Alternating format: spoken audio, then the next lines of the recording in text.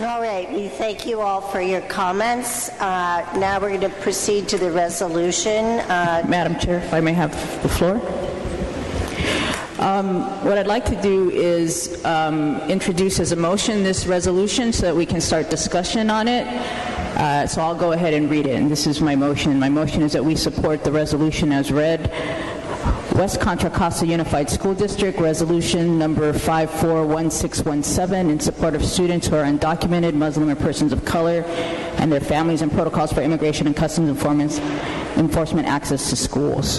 Whereas the Constitution of the United States enumerates several rights, including the freedom of expression and religion, protection from unreasonable searches and seizures, due process of law before the deprivation of life, liberty, and property, and equal protection of the law. And whereas the Constitution of the State of California guarantees the right to free exercise and prevents the deprivation of life, liberty, or property, or equal protection of the laws. And whereas Article 1, Section 28 of the California Constitution states that public schools shall be safe, secure, and peaceful. And whereas Article 1, Section 31 of the California Constitution prohibits discrimination against any individual or group on the basis of race, sex, color, ethnicity, or national origin in public education.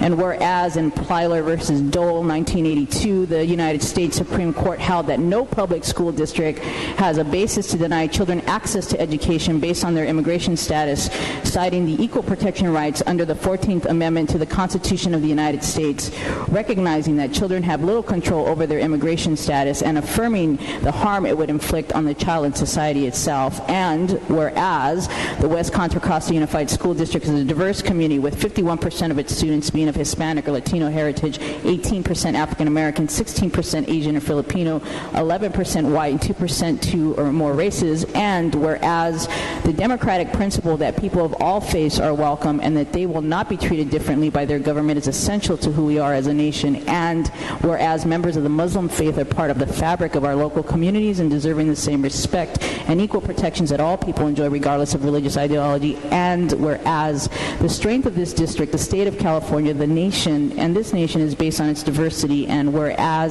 the rhetoric utilized in the recent presidential campaign was divisive, abusive, and dangerous to specific populations, and whereas incidents of hate crimes towards people of color and those perceived as being undocumented or Muslim have risen significantly, with the Southern Poverty Law Center documenting more than 800 incidences of hateful harassment since the election on November 8.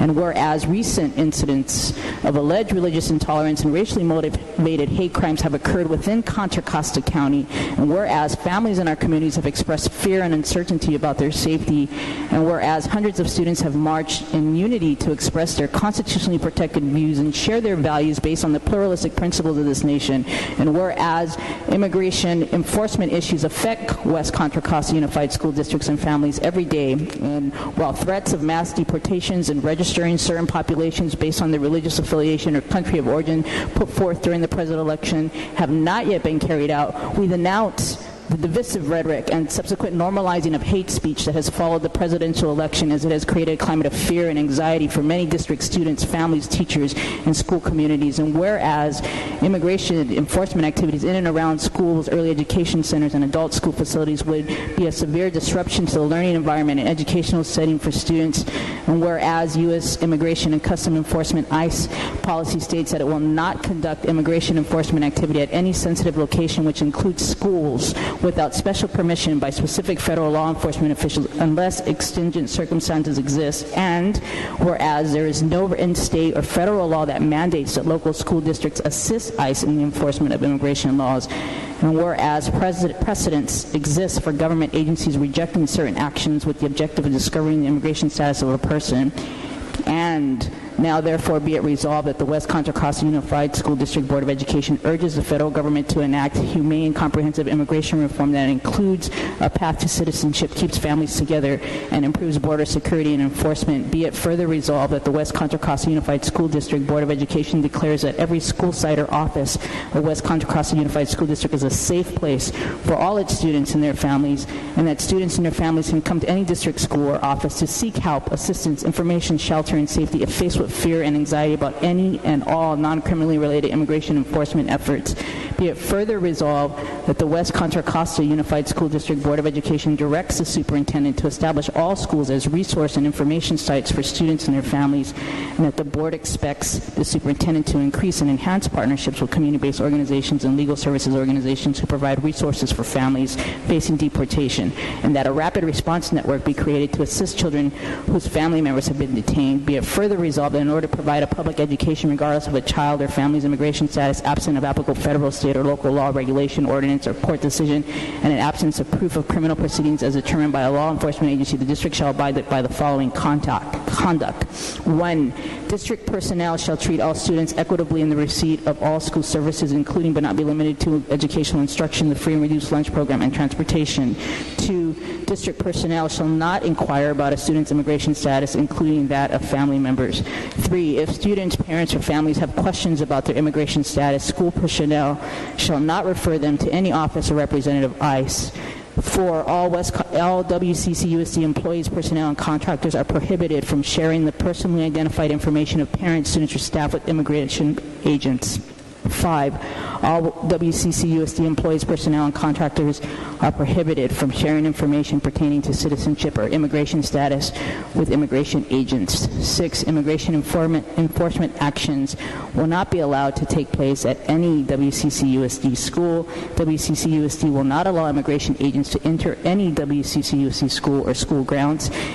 7. Any request by ICE for data information or to visit or access a school site will immediately be forwarded to the superintendent for review and guidance from district council to determine whether to allow access to the site and or information to ensure district compliance with PLILR and other applicable laws. 8. The superintendent will implement an administrative protocol that sets expectations and guidance for any district engagement with ICE, as well as execute adequate training of district personnel to ensure district practice is congruent with the spirit of this resolution.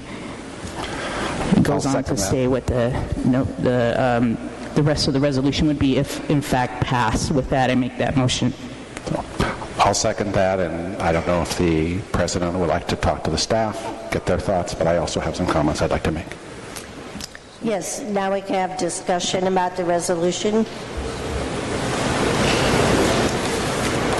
Okay, well, first of all, I'd like to thank the community. I'm humbled by what we've seen tonight. I'd like to thank the community for this incredible display of solidarity on this resolution. You know, there's an exception in the resolution for criminally related matters, and I hope the board will talk about whether they think that's appropriate, particularly for people alleged to have committed a crime. There's a paragraph that says the district will urge the federal government to enact immigration reform and suggest that maybe we want to improve border security and enforcement. I'm not sure that's appropriate. I'm not sure I like that. I'd like to add a resolve that says the superintendent will create administrative regulations that support this. Otherwise, I don't think it'll have a binding effect. And I'd say that I'd suggest that we need the policy, as we've heard so clearly from our community tonight, that we need to broaden the protected class here, not just the undocumented, but Arabic, Muslim, LGBTQ, African American, Native American, Asian American, women, Latinos, persons with disabilities, and maybe there are some other suggestions, but I'd like to see that happen. And perhaps this should apply to all children, parents, and teachers, and staff.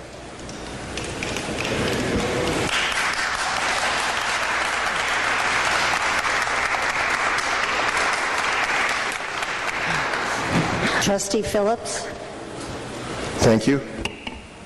I'd like to start by saying that my heart goes out to all of the individuals who live in our community and who are living under fear.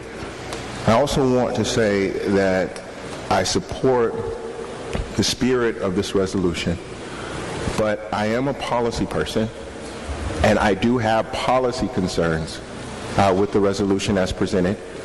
I am going to speak to the resolved clauses now, some of the concerns that I have, and I have what I hope is a compromise, because I really do support the spirit of what the authors of the resolution, the community, and the board would like to see. So I'm going to start with the second resolve clause. It says, be it further resolved that the West Contra Costa Unified School District Board of Education declares that every school site or office of West Contra Costa Unified School District is a safe place for all its students and families, and that students and their families can come to any district school or office to seek help, assistance, information, shelter, and safety if faced with fear and anxiety about any and all non-criminally related immigration enforcement efforts. The issue that I have with that resolve clause is I believe it's very important that we're honest with the community about what we have the ability to do and not do. Example here is that if people come to the school district for shelter and safety, this is in this clause, that the district will actually provide them shelter and safety. And the district, as most of you know, does not actually have access to residential housing facilities or shelters. So what we're really doing is we're saying something to you, frankly, that sounds good, but we can't actually do. And we don't actually have the resources to do it because we don't have housing or access to shelters. It also says that someone can come and ask for help and assistance. The truth is if someone is under fear of being deported, the type of help and assistance that they need is legal assistance. That's what they need. And we don't have the ability to provide legal assistance to people who are trying to stay off deportations. That's the truth. And it may not sound good, and it may not be, but I'm here to, and when I campaigned, I told you I was going to tell you the truth. And that's what I'm trying to do now. When we go to the next resolve clause,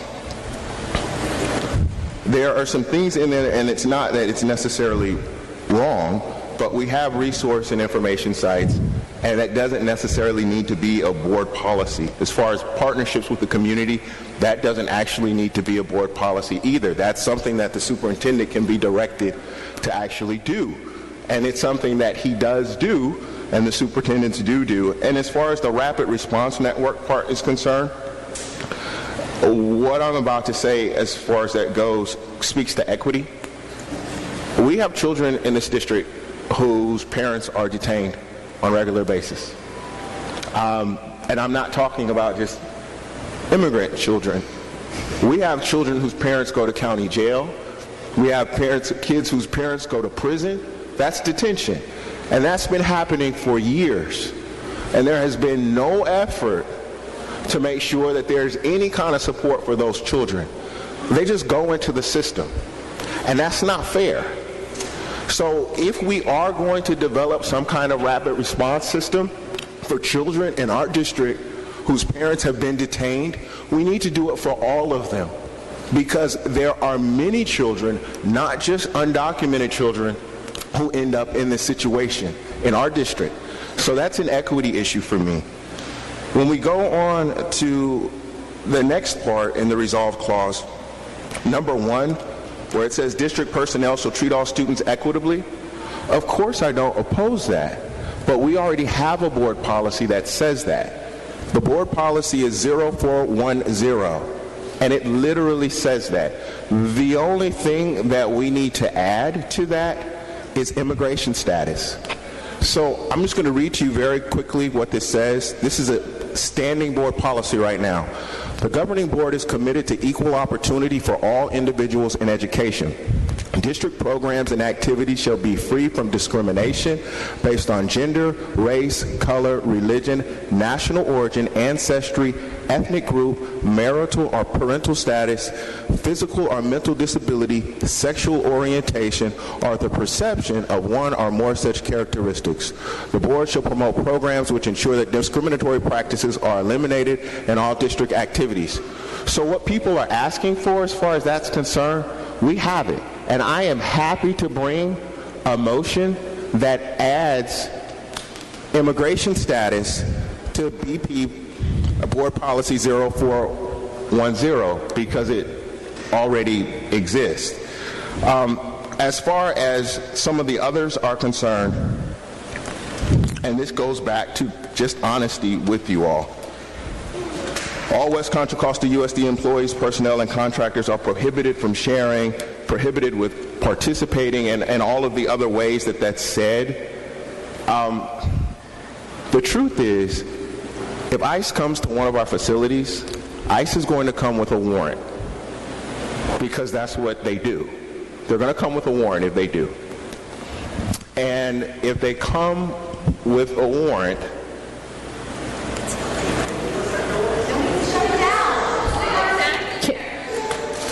Madam Chair, can we get some decorum in our point of clarification, get some decorum in our meeting, please? thank you. If they come with a warrant, there will be legal process for people to participate or to comply with the warrant. And essentially what this resolution would be doing is the board would be, frankly, ordering its employees to not comply with legal process.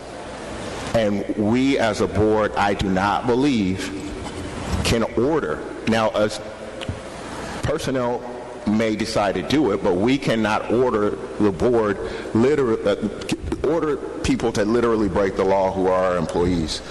I came up with what I think is a compromise resolution. I would like to read it to you.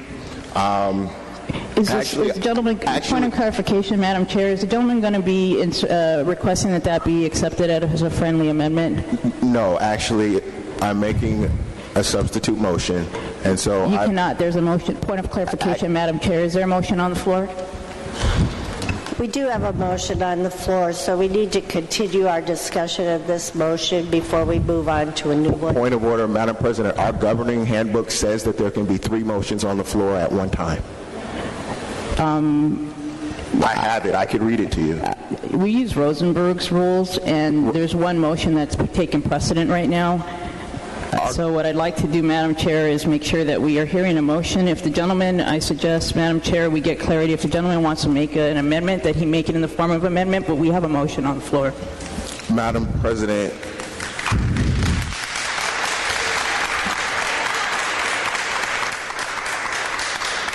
Madam President, this is the governing handbook. It's in my hand. I can give it to you. It says, quote, there can be up to 3 motions on the floor at the same time. I can give this to you to read. I'm in order right now.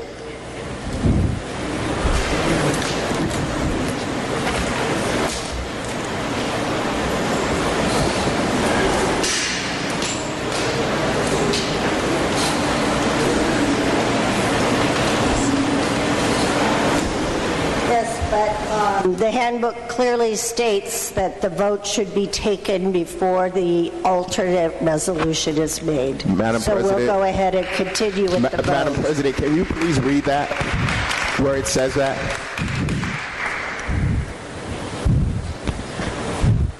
Because there's no way 3 motions could be on the floor at the same time, and one has to be heard first. Can you please read where you just got that from?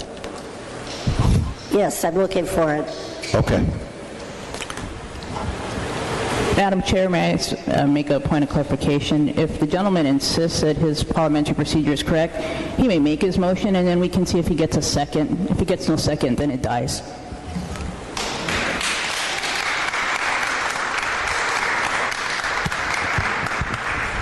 This is what it says, Mr. Phillips. When there are 2 or 3 motions on the floor at the same time, the vote should proceed first on the last motion that was made. And that will be mine. The last motion that was made will be mine once I make the motion. That's my point. Now, I think they mean the preceding motion before that's on the floor. No, the last motion that's made is the last motion that's made, not the first. And I'm trying to make the motion. That's how you're able to have more than 1 motion on the floor at a time. So please, let me make my motion because I am in order. In the interest of moving on, you can make your motion. Ms. Gamba but might have, I really, Madam Chair, really feel very unhappy with the level of divisiveness that you have introduced in your first board meeting.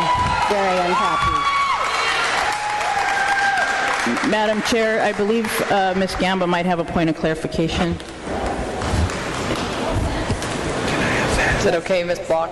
Thank you. Motions to amend and a substitute motion, it states in the Rosenberg's Rules of Order, are often confused. It is up to the chair to determine if it's a motion to amend or a motion to substitute. The substitute motion would take precedent, but it would serve to remove the original motion from the floor, would require a second in order to move forward, and therefore there is a motion on the floor based on Ms. Block's, if she agrees with that. She is the chair, so she would have to make that determination. If you agree that this is a substitute motion, then a vote would need to be taken on that motion if it receives a second. If it does not, then it would go back to the original motion. And then we would go back to the original motion after the vote on the proposed motion, if it is in fact proposed. My understanding is that Mr. Phillips is requesting to provide a substitute motion which would remove the original motion and put his motion into play. His motion does require a second. If it fails for lack of a second, or if it fails on a vote, then you would then be able to introduce and have your first motion in play. Mr. Phillips, please proceed, but I'd like you to read your resolution as quickly as possible.